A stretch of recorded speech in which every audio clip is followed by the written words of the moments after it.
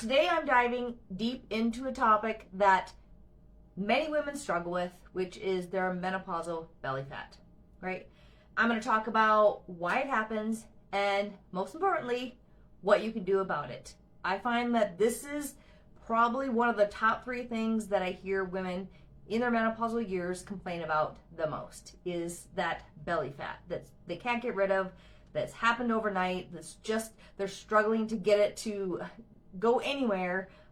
So we're going to talk all about that today. So first,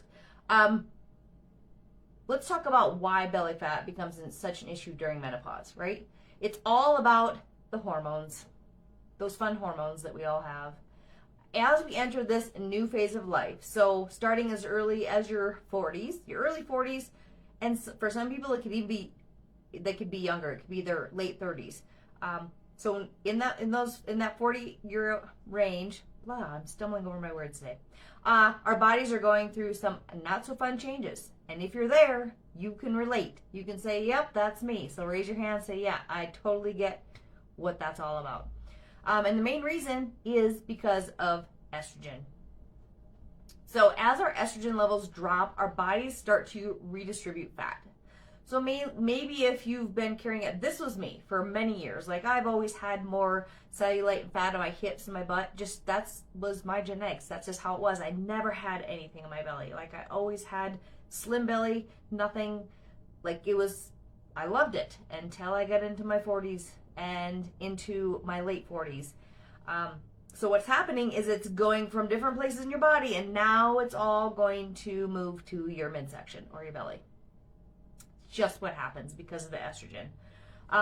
But that's not the only reason for our belly fat. These hormonal changes can also lead to increased insulin resistance, making it harder for our bodies to process carbs and sugar. Yes, you heard that right. The processed carbs you're eating and the sugar, they are not helping your belly fat. Okay? And let's not forget about stress. If you hear me talk about this, stress, the stress belly, the stress menopause belly, many women are experiencing, as our hormones are dropping, we're going through more stress just internally, just overall, right? And it causes more stress on us because then we start to feel like, what is happening to my body? Why am I feeling this way? What's going on? And it's harder for us to deal with everything that's going on, which can lead to elevated cortisol levels. And unfortunately, when your cortisol levels increase, it stores belly fat right around our waistline. Okay? So it's estrogen dropping, the increased insulin resistance, which is our body not being able to process carbs and sugar, and then stress. Those 3 things are what is causing the belly fat. And then another thing, which again is a hormone, is the leptin and ghrelin, which regulate our hunger and satiety. They get all messed up, gets out of whack, and it can lead us to overeating. And when we overeat, we aren't overeating the healthy foods, right? Nobody's like, oh my gosh, I'm going to eat so much of this broccoli because I'm so hungry. It doesn't happen that way, especially in menopause, right? We're overeating a lot of the wrong foods. Excuse me. And I know this sounds pretty crappy, but and it's going to happen. But there are a lot of things that you can do to combat this, right? Hey, everyone. Thanks for watching. It's good to see you all here. So today I just want to focus on 2 things. 2 key strategies that I have recently used to help get rid of my belly fat, dropping like 1.5 inches, which took me a long time because I had to figure out what it was, and also because my body was just under a lot of stress. So, and those 2 things are what you put in your mouth and what you do with your body. All right, so who's ready to get started? First, we're going to start with the nutrition part. The food that we eat plays a big role in managing your menopausal weight gain. I'm going to say this over and over and over again. What you put in your body plays a big role in your menopausal weight gain, whether it's in your belly, whether it's overall, whatever. What's going in your mouth is going to make the biggest difference. So here are some key points to keep in mind if you are struggling to get rid of that belly fat. So first, you want to make sure that you're focusing on low glycemic foods. These foods, these are foods that aren't going to cause some rapid spikes in your blood sugar. Because again, we talked about that insulin resistant, that's what's going on, those spikes in blood sugar. And so you want to think whole grains like quinoa, gluten-free oats, legumes like lentils and chickpeas, and non-starchy vegetables, broccoli, spinach, cauliflower, asparagus, all those. Those are really good for your body anyway because they help with estrogen dominance. That's another talk for another day. But I want you to notice that I didn't say you can't have carbs because you must have them to keep from becoming carb sensitive. Many of us think we need to avoid them, and then anytime we do eat them, we gain weight. That's not what we want. We want your body to be able to utilize the carbs to help you to burn fat and keep the weight off, right? But those types of carbs need to be in the forms of high fiber. So think potatoes, brown rice, beans, not bread, pasta, cookies, and donuts. There's a difference, okay? There's a time for and place for those. So I'm not saying you can never have bread, pasta, or donuts, but there's a time and a place for them. And I did talk about all that, how to master carbs in menopause. It is episode 107 of my podcast. If you want that, you can check that out. If you want the link, just comment carbs below and I will get you the link for that podcast. So when you focus on those high fiber foods, you're not only going to feel fuller, so you're not going to want to eat the junk. It's going to help to regulate your blood sugar, which is what we are focused on in these menopausal years, in your 40s, 50s, and 60s. And it's going to help with your insulin levels, which is so important when you want to manage belly fat. How many of you have gone to the doctor and said, oh, you're looking pre-diabetic? Me. They told me that about 7 years ago when I was going into menopause. I'm like, what? There's no way, right? It's because of the dropping estrogen. And that's just what's happening. So you can manage that by eating the right way, feeding your body what it needs during this time. It's not the same way as you could eat when you were in 20. Okay, the next thing is you want to pump up your protein.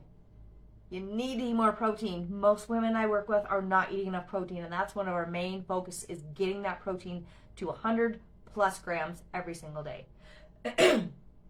As we age, we naturally lose muscle mass, which can slow down our metabolism. By increasing our protein, we can help to maintain that muscle that we have, which will in turn help us to burn more belly fat. So if you think about this when you're like, I don't like to eat protein, it's going to help you to burn more fat. So that might be something that helps you to want to eat more protein.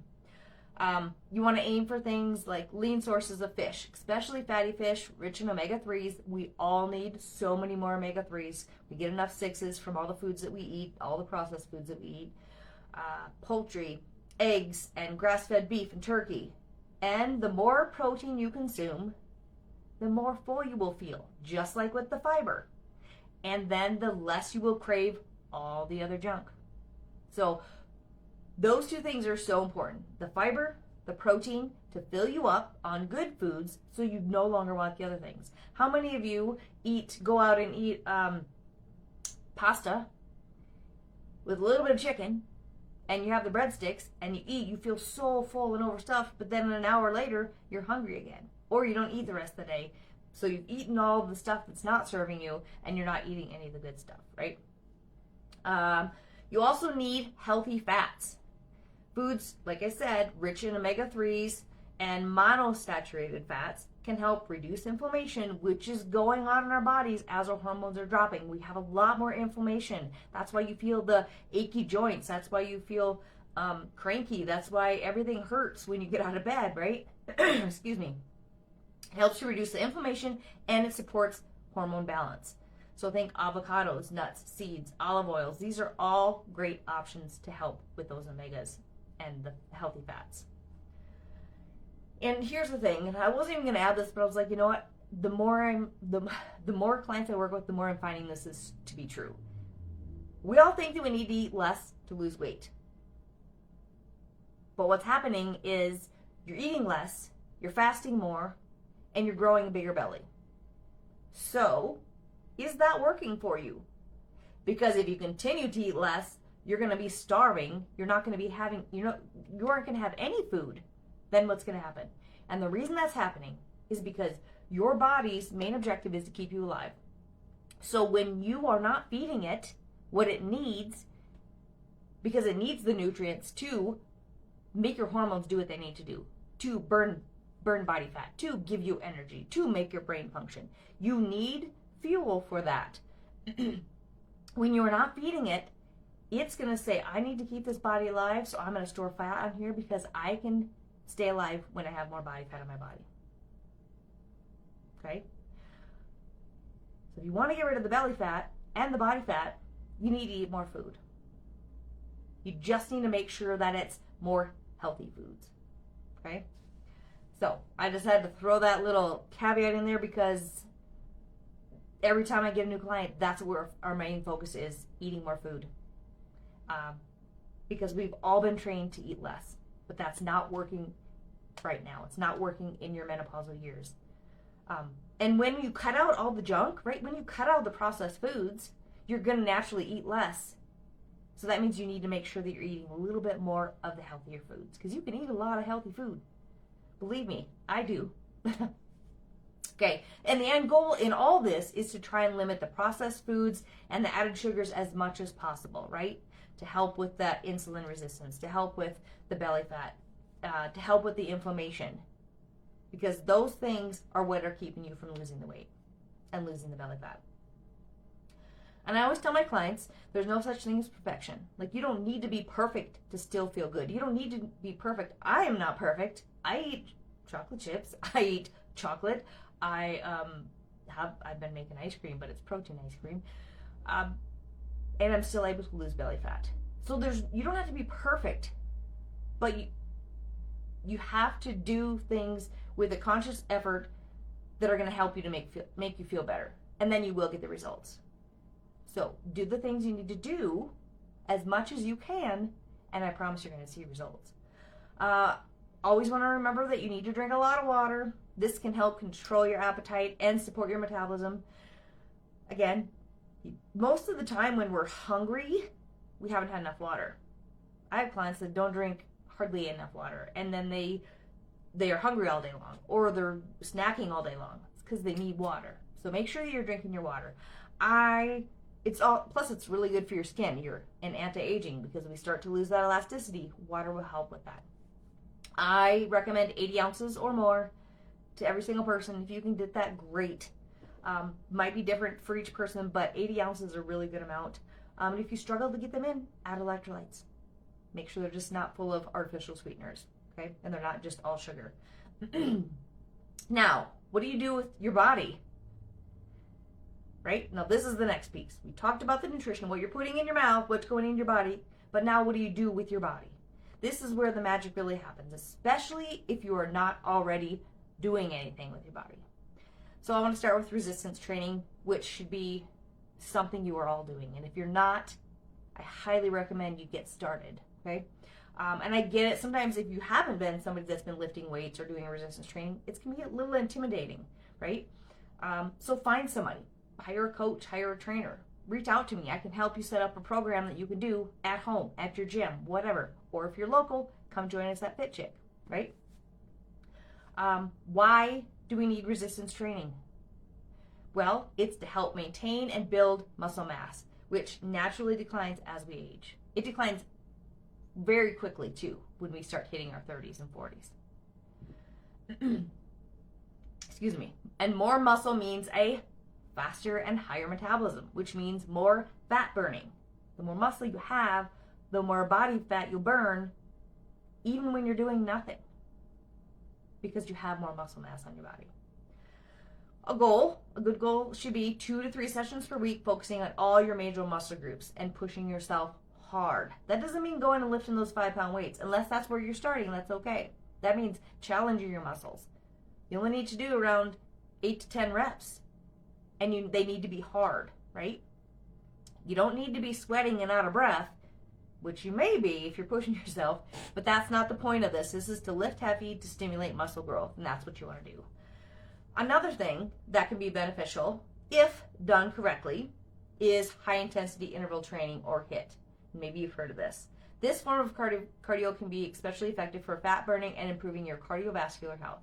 Again, something that we need to support as we get older.